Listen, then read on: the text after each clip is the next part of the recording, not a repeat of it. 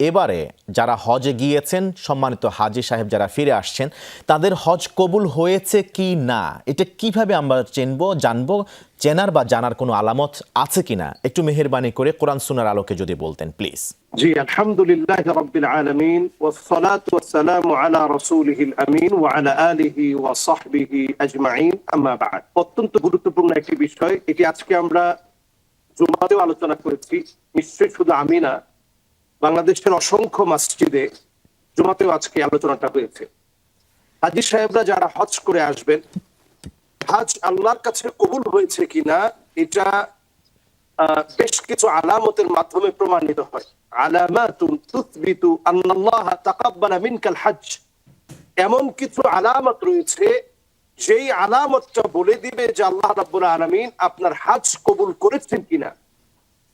এর মধ্যে এক নাম্বার আলামত হচ্ছে আপনার হৃদয়ের মধ্যে এই কথাটা প্রতিনিয়ত ঠিক আদওয়ামুহা ওয়া ইন কাল্লা, যে আমল একবার করেছেন বারবার করার প্রতি যদি আপনার আগ্রহ তৈরি হয়, হাদিস থেকে বোঝা যায় এটি আপনার কাছে এমন একটি আলামত যেটি প্রমাণ করে দিবে যে আল্লাহ তাআলা আপনার এই হজ কবুল করেছেন। আপনার মনের মধ্যে তামান্না সৃষ্টি হওয়া যে আল্লাহ যেই জায়গা, যেই ঘর, যেই জায়গাগুলো দেখে এসছি, কল্পনায় স্মৃতিতে সব সময় ওই জায়গাগুলো কল্পনা করা, যাওয়ার জন্য তামান্না থাকা।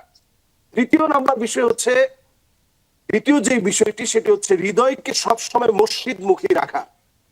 কারণ আমরা যারা হজ করে দেশে ফিরে আসি, আমরা হজের শিক্ষা অনেক সময় অল্পতেই আমরা ভুলে যাই। জামাতের সাথে নামাজ পড়া, নিয়মিত জামাতে শরীক হয়ে নামাজ পড়া, এটা এত বেশি সওয়াবের কাজ। হাদিসের মধ্যে আসছে, নবী করিম সাল্লাল্লাহু আলাইহি সাল্লাম বলছেন, আজরুহু কাআজরি হাজ্জিল মুহরিম। ইহরাম অবস্থায় পবিত্রতা অবলম্বন করে হজ করলে যেমন সওয়াব হয়, 5 ওয়াক্ত নামাজে যদি আপনি সুন্দর করে ওযু বানিয়ে সময় মতো যদি আপনি নামাজে যেতে পারেন, সময় মতো নামাজে যাওয়ার কারণে সমপরিমাণ সওয়াব আল্লাহ রাব্বুল আলামিন বান্দার আমলনামায় আল্লাহ তাআলা দান করে দিবেন। তাহলে বোঝা যায় দ্বিতীয় এই কাজটি প্রমাণ করবে যে আসলে আপনার হজ হজ্জে মাবরুর হিসেবে কবুল হয়েছে কিনা।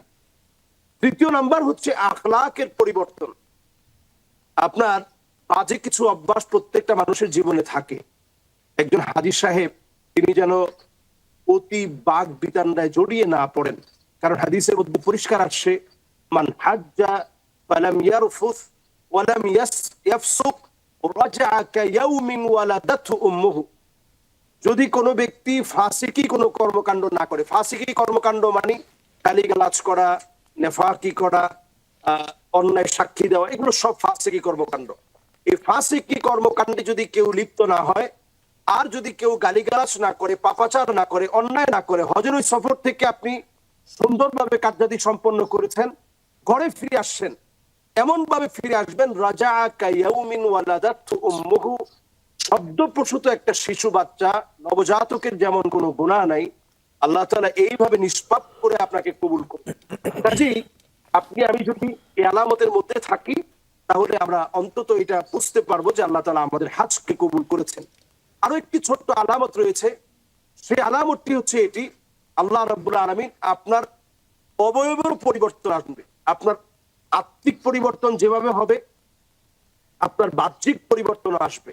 আপনি আর এখন আগের মতো নেই, আপনার চাল চলন বেশভূষায় পরিবর্তন এসছে, আপনি সবাইকে আগ বাড়িয়ে নিজে সালাম দিবেন, এবং আপনি শুধু লকব ব্যবহার করার জন্য আপনি হজ করেন নাই। আমাদের দেশে দেখা যায় উমরা করতে গেলেও আমরা বলে থাকি যে ভাই আমিও কিন্তু ছোট হজ করছি।